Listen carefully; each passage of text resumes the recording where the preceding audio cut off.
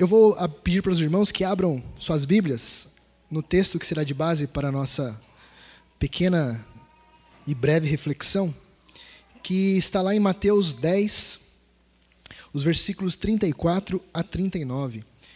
Mateus 10, de 34 a 39. As crianças até 11 anos, por favor, podem descer. Vão ter uma atividade lá embaixo.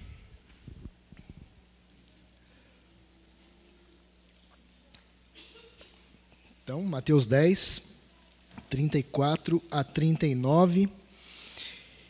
Esse texto, o começo do versículo do capítulo 10 é a escolha dos 12 apóstolos, né? Então, Jesus ele fala sobre as instruções nos primeiros versículos, depois ele admoesta os seus discípulos, tem a partir do verso 24 lá, ele estimula os seus discípulos, e do 34 ao 39 ele fala acerca de algumas dificuldades. E vamos ler todos juntos aqui, em uma só voz? A partir do 34, vamos lá. Não penseis que vim trazer paz à terra. Não vim trazer paz, mas espada. Pois vim causar divisão entre o homem e seu pai, entre a filha e sua mãe, entre a nora e sua sogra. Assim, os inimigos do homem serão os da própria casa. Quem ama seu pai ou a sua mãe mais do que a mim, não é digno de mim. Quem ama seu filho ou sua filha mais do que a mim, não é digno de mim. E quem não toma a sua cruz e vem após mim, não é digno de mim. Quem acha que a sua vida, perdê-la-á. Quem, todavia, perde a vida por mim, causa, achá-la-á. Nós estamos no mês de maio. O mês de maio é um mês normalmente comemorado, o mês da família. Tanto é que nós estivemos juntos no dia 1º de maio, reunidos, né? Não é por acaso que o 1º de maio nós fazemos esse encontro da família, com todas as outras igrejas e com os nossos familiares. E como é bom ter família, não é? E eu digo aqui, família da carne mesmo, os nossos irmãos, os nossos pais, os nossos filhos, os nossos tios, avós. É muito interessante a família nossa, né? A família é uma dádiva divina. Que seríamos de nós sem nossos pais? Aqueles que nos ajudam, que nos ensinam, que nos educam, às vezes nos traumatizam, mas eles estão lá, eles nos amam. Eles nos amam muitas vezes, ama aquela criança que nasceu e o pai nem conhece a criança. Obrigado. Ele já ama ela, é um amor que procede sem muito esforço, né? E como viveríamos sem nossos irmãos de carne mesmo, meu irmão, minha irmã. Os nossos irmãos são os nossos primeiros melhores amigos. É uma relação muito interessante, né? Que nós podemos brigar com eles, xingar eles, mas só nós. Ninguém mais pode colocar a mão nos nossos irmãos, que a gente vai para cima, né? E o que falar dos tios? Como é bacana ser tio. Tudo aquilo de errado que a minha irmã vê em mim, está no meu sobrinho. É muito interessante isso. E o contrário também, né? E a gente se diverte com essas coisas. E os avós, então? Você até desconfia, né? Porque enquanto eu, como filho, a minha refeição era a comida, o arroz, o feijão, a mistura, um copo de refrigerante e, se eu comesse tudo, era sobremesa. Mas parece que com os netos é diferente. É a sobremesa, o refrigerante, uns 10, 15 copos, e se sobrar espaço, vai lá e come a comida. E é uma relação muito interessante. Como são felizes aqueles lares em que todos se dão bem. Em que aquela harmonia, parece que todos falam a mesma língua, parece que todos ali estão brindando alguma coisa, celebrando alguma coisa. Não é muito bacana quando nós estamos lá na casa do patriarca, aquele fim de almoço, onde os primos se juntam na sala, os mais jovens, com aquela energia, com aquela alegria, os mais velhos estão lá falando sobre suas dores, né? Medicamentos, estou com dor aqui, estou com dor lá, estou tomando captopril, né? E vai discutindo. Os mais velhos, os homens mais velhos, minha idade, 40 e poucos anos, discutem sobre futebol, as meninas falam sobre moda, né? E muito prazeroso, é muito legal essa comunhão, essa família de sangue. E essa família foi instituída pelo próprio Deus. Moda, né? As meninas ficaram bravas. Tá bom, as meninas conversam sobre física quântica, né? Física quântica. E essa família, ela é instituída pelo próprio Deus. Essa família física, ela está lá em Gênesis 2:24, não precisa abrir, tá bom, irmãos? Eu vou ler todos os textos aqui. E fala o seguinte: por isso, deixa o homem, pai e mãe, e se une à sua mulher, tornando-os os dois uma só carne. Essa família, ela é instituída pelo próprio Deus. Porém, nós acabamos de ler aqui no texto que vai servir de base, lá em Mateus 10:37, fala o seguinte, ó: quem ama seu pai ou sua mãe mais do que a mim não é digno de mim. Quem ama seu filho ou sua filha mais do que a mim não é digno de mim. Não tem muita volta, não tem muita vírgula aqui não, é isso mesmo. Jesus é claro com os seus discípulos. Ele fala aqui, ó, eu vim trazer, não foi tranquilidade para vocês não, vai ter cisma, vai ter quebra. E sabe aquelas mães, vou relatar aqui algumas frases que normalmente nós ouvimos, né? Sabe aquela mãe que fala assim, ó, meu filho é tudo para mim. Ou aquele pai orgulhoso da sua família, que fala assim, minha família é tudo. Quando se trata da minha família, eu largo tudo. Afinal de contas, minha família, minha prioridade. É isso que nós ouvimos, não ouvimos? E parece que não há nada de mal nisso. Porém, sutilmente, muitas vezes, nós ouvimos e concordamos com situações onde, assim, eu tenho tido pouco tempo com a minha família tem, parece que, ficado um pouco de lado, e eu, às vezes, deixo de fazer alguma atividade da igreja, deixo de vir às reuniões ao domingo, porque eu preciso cuidar da minha família. E não parece tão ruim assim, né? Não parece tão mal à primeira vista. Mas nós vamos discutir em relação a essas situações. Quando eu falo aqui que lá em Mateus 10:37, que quem ama seu pai e sua mãe, quem ama mais seu pai e sua mãe, não é digno de mim, eu não estou dizendo aqui, meus queridos irmãos, que é para você deixar de amar o seu pai, deixar de amar seu filho. A gente vai amar, deixar de amar o seu cônjuge. Não é isso, a ênfase não é essa. Contudo, nós precisamos compreender que esse presente que é a nossa família de carne, pai, mãe, filho, filha, neto, tio, essa dádiva divina, ela nunca pode tomar o lugar daquele que é o doador. Então, a gente vai discutir mais ou menos aqui sobre esse tipo de assunto. Tá? E eu coloquei aqui 3 pontos. Eu serei breve nas minhas palavras. Abrindo um parênteses aqui, né? A minha formação profissional, ela falou assim para mim, ó, você quando estiver à frente de algum público e for falar alguma coisa, seja breve e conciso, porque a atenção humana, ela tem diminuído, né? Há uns 10, 15 anos atrás, era no máximo 20, 30 minutos. Hoje em dia, é 6 minutos. Então, não vou falar 6 minutos, vai ser um pouquinho mais, mas será bem breve. Tá? Então, o primeiro ponto que eu coloco aqui, ó, o que nós não devemos fazer com a nossa família. Já lemos aqui o que nós não devemos fazer, biblicamente, mas eu vou citar alguns autores. Esses autores que eu vou citar, talvez não seja literalmente ali o que ele falou, muitas vezes eu coloco a ideia dele aqui, tá bom? Sproul, ele afirma o seguinte, que colocar a família acima de Deus é transformar um presente divino em um ídolo perigoso. E não é isso que fazemos às vezes? Não é isso que fazemos? A gente sutilmente começa a amar mais nossa família do que amar a Cristo. Essa palavra confronta diretamente essa idolatria relacional. Ou seja, nós, até mesmo com as dádivas benditas de Deus, podemos transformá-las em maldições. Na verdade, nós somos experts em fazer isso, né? A gente transforma bênçãos em maldições. A gente ora para ter um emprego, consegue emprego, reclama, né? Ora para ter saúde, para vir para a igreja, aí vem para a igreja, reclama. Né? A gente está sempre aí transformando as nossas bênçãos em maldições, e a família tem sido uma dessas. Devemos tomar cuidado em relação a isso.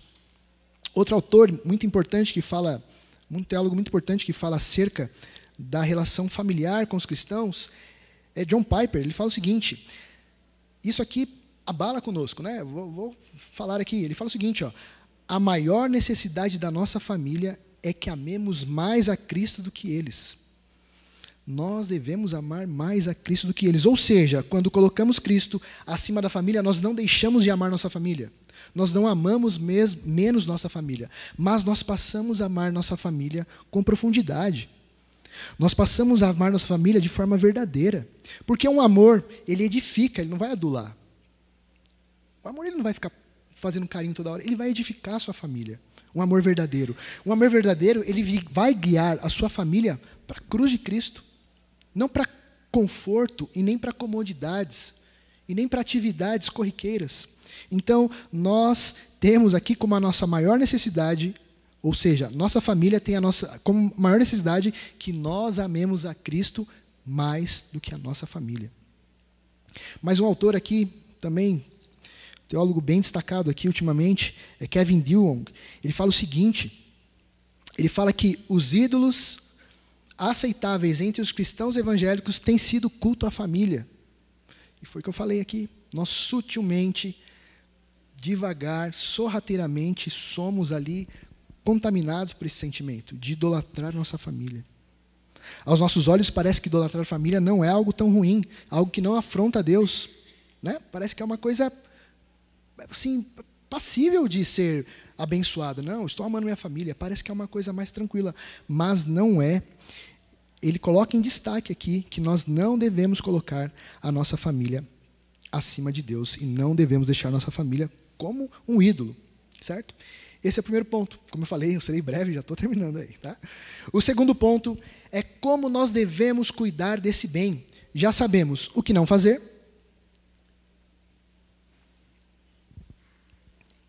Hoje o churrasco estava salgado lá em casa, então eu vou tomar bastante água aqui. Nós sabemos o que não fazer, e agora nós vamos ver aqui como devemos cuidar desse bem. E quando a gente quer aprender alguma coisa, nós buscamos uma boa literatura. Nós vamos atrás de artigos bons, de um material de qualidade. Não é verdade? A gente vai buscar coisas boas. E há uma literatura que eu tenho utilizado ultimamente nos meus ensinamentos com a minha família. E esse ensinamento, ele é duro. Eu percebi que essa literatura que eu tenho utilizado aqui, ela mostra que não é algo tão fácil de se fazer. Não é mesmo. Essa literatura está bem acessível, tá, irmãos? Eu posso passar aqui para vocês depois o link, mas é muito fácil de achar. Você pode dar um Google lá e digitar lá. Essa literatura está em inglês, tá bom? Eu não tenho um inglês muito bom, mas eu vou tentar passar aqui para vocês. Essa literatura é The Word of God. The Word of God. O que é The Word of God? A palavra de Deus. Pronto. Você tem o tempo todo essa literatura com você. Muitas vezes estou dizendo também que você precisa deixar de buscar material que não seja a Bíblia. Tem muitos livros aí que nos ajudam. Mas a palavra de Deus, ela vai servir do começo ao fim para cuidar desse bem que é a sua família.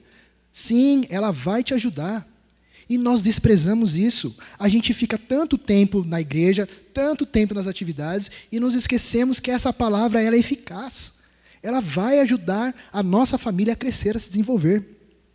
Na nossa leitura prática, na Bíblia, nós vemos o seguinte. Ela nos orienta em relação aos pais, em relação aos chefes de família. Fala que eles têm que ser os provedores, os pastores, os líderes dos seus lares. Não é isso que a Bíblia fala? Ela fala sobre isso. Hernandes Dias Lopes fala o seguinte, que o primeiro púlpito de um homem é a sua casa.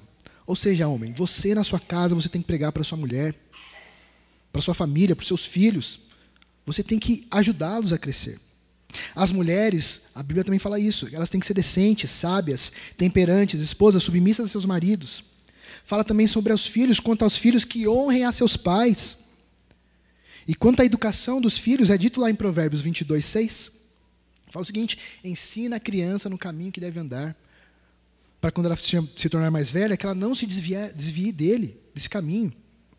E é citado também lá em Salmo 127:4, numa educação mais para a mocidade, que fala que, como flechas na mão do guerreiro, assim são os filhos da mocidade. Eu já falei sobre esse texto aqui, em uma dos estudos que eu passei, que essa flecha, ela era bem confeccionada pelo flecheiro. Ele esculpia a sua ponta, ele colocava a pena de uma forma que ela conseguia ser bem equilibrada para atingir o alvo. E o alvo aqui, meus queridos, não é uma boa profissão do seu filho, não é um bom relacionamento, não. O alvo é você divulgar a palavra de Deus, é aquela sua criança que chegou na mocidade, onde ela chegue e alcance aos outros. Você deve ensinar seus filhos dentro de casa assim. Eu brinco também, né, que algumas esposas pegam esse texto e acham que vai aplicar com o seu marido. Como flechas na mão da esposa, vai lançar seu marido lá longe. Mas não é isso não, tá? É para os filhos da mocidade. E eu falei de esposa, de maridos aqui também. Wayne Grudem fala o seguinte, que o relacionamento entre marido e esposa, também isso é bíblico, tá bom, irmãos? É um símbolo terreno do relacionamento entre Cristo e sua igreja. Ou seja, nós, maridos, você, esposa, você é um símbolo terreno do relacionamento de Cristo com a sua igreja. E é por isso que tem tanto casamento dando errado. O mal, ele quer destruir essa instituição. Ele vai agir ali nesse símbolo tão importante terreno que Deus instituiu. Devemos tomar cuidado, devemos seguir aqui the Word of God, a Bíblia, a palavra de Deus. Muito bom. Os versículos do Salmo que eu citei aqui, os primeiros versículos, eles falam o seguinte. Primeiro versículo, para ser mais específico, né? O versículo número 1, lá do Salmo 127. Ele fala aqui, se o Senhor não edificar a casa, em vão trabalham os que a edificam. O que mostra que o sucesso da sua família, ele não vai ser decorrente da sua ação, e sim previamente da ação divina. Deus vem primeiro, por mais linda e importante e maravilhosa que seja a sua família, ela vem primeiro. Deus vem primeiro, Ele antecede qualquer coisa, mesmo sua família sendo a mais gloriosa de todas. Ponto 3 aqui. Eu insisto na ideia de que você deve cuidar dos seus filhos. Em Deuteronômio 6,7 fala o seguinte, que você vai inculcar a teus filhos a palavra de Deus. Sentado, andando, ao redor da mesa, você homem, você mulher, você mãe, você pai, você, ou por que não avô, avó, você vai inculcar aqueles que estão sob a sua responsabilidade a palavra de Deus. Você tem que conversar. É um problema grave, um problema muito assim, na verdade, até meio triste, né? Quando nós vemos muitos jovens, muitas crianças que têm a maioria dos seus amigos fora da igreja. Um problema maior ainda quando pais não têm prazer de vir à igreja. Esses pais estão fadados a ver os seus filhos fora da igreja. Nós precisamos melhorar nisso. A família, segundo o plano de Deus, tem a função maior do que apenas dar certo. O que é o dar certo para o mundo, né? Para as pessoas que não têm a Cristo? O que é o dar certo? Dar certo é você, pai e mãe, ter o seu filho que se deu bem na vida, que conseguiu galgar bons empregos, uma ótima profissão, sabe falar 2, 3 línguas, vai fazer uma viagem para o exterior, fazer ali um intercâmbio, voltar com um currículo ainda melhor, o seu filho te respeita, você não trai sua esposa não te trai. Isso é o dar certo de uma família. Mas é mais do que isso. A família, ela foi criada para glorificar e manifestar o seu reino aqui no mundo. A sua família tem essa missão. E a família não deve ser apenas um ambiente fechado. A Bíblia também nos orienta em relação a como devemos trabalhar com a nossa família em prol do reino de Deus. A família tem que ser um lugar aberto. Em Atos 2, 46, nós vemos os primeiros cristãos partindo pão de casa em casa. Eles iam à casa dos outros. Em Romanos 12, 13, Paulo orienta quanto à hospitalidade, para que sejam hospitaleiros. Nós temos feito isso, irmãos. Nós temos chamado pessoas para serem hospedadas na nossa casa. A nossa hospitalidade tem sido verdadeira. Nossa família tem sido hospitaleira. Quantas pessoas foram na sua casa nesses últimos 3, 4 meses? Pensa bem. Você pode até falar assim, mas eu sou uma pessoa muito fechada. Eu tenho lá, minha casa é pequena, mas Deus faz grandes coisas em lares pequenos, desde que Ele seja o centro. Isso é uma das missões da nossa família. A missão da família também ela está relacionada quando todos servem juntos a Deus. Nós percebemos muitas vezes, a família vem aqui, só o pai está trabalhando na obra de Deus. Só a mãe, só o menino está dedicado aqui na UCP, na UPA. A família ela trabalha junto, ela vem junto para a casa de Deus. E vocês juntos aqui, com outras famílias, a gente enaltece, engrandece a família de Deus, a família espiritual. A gente junta a nossa família de sangue e compartilha ela com um bem maior, que é a família de Deus. Bem, como alguns de vocês mais próximos sabem, eu sou cirurgião dentista, né? E eu trabalhei no Exército por 8 anos. E eu ficava, às vezes, impressionado com algumas situações. Que eu via lá um militar muito arrojado, muito bem disciplinado, com um porte físico grande, né? Aquela pessoa carrancuda, você passava perto, ele passando os comandos para a tropa, e a tropa obedecendo, esquerda, direita, a tropa ali estava vibrando com aquele condutor ali. E passava perto desse militar, você ficava até com medo.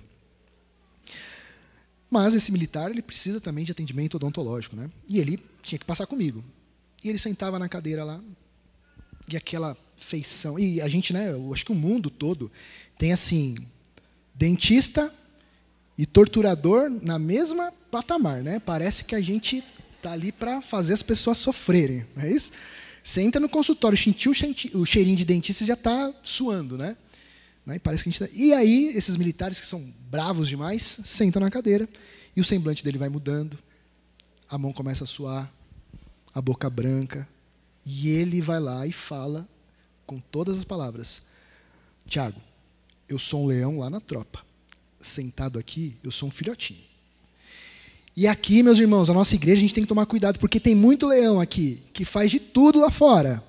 É o melhor profissional, bate a sua meta, acorda cedo, é o primeiro a chegar, o último a sair. É aquela mulher também que leva o seu filho para a escola, para o vôlei, para o handball, para o polo, né? Para a academia, faz corrida. E quando vai trabalhar na obra de Deus, sou um filhotinho. Estou cansado. Ou até mesmo a família toda. A família toda vai para a praia. Volta da praia, vai para o parque. Do parque já vai para o casamento. Do casamento já emenda de manhã uma reunião com a família. Vamos à igreja? Não vou. Por quê? Porque nós somos uns filhotinhos. Deixem de ser filhotinhos. Sejam leões e leoas aqui dentro da igreja também. Afinco no trabalho de Deus, a família trabalha junta. Josué deixa isso muito claro, né? Ele fala lá, em Josué 24:15, eu e a minha casa serviremos ao Senhor. Não é apenas Josué, o grande Josué. Ele fala, eu e a minha casa. Eu vou trazer a minha casa para trabalhar junto. E talvez, meus queridos irmãos,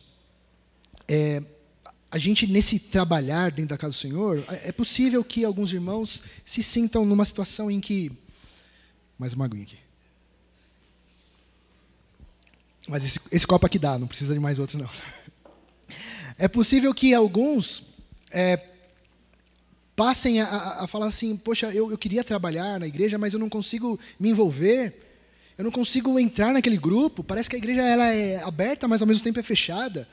Na minha época, mais jovem, isso tinha um nome, era panelinha, né? A panelinha daquela turma, panelinha da outra turma, a panelinha daquele.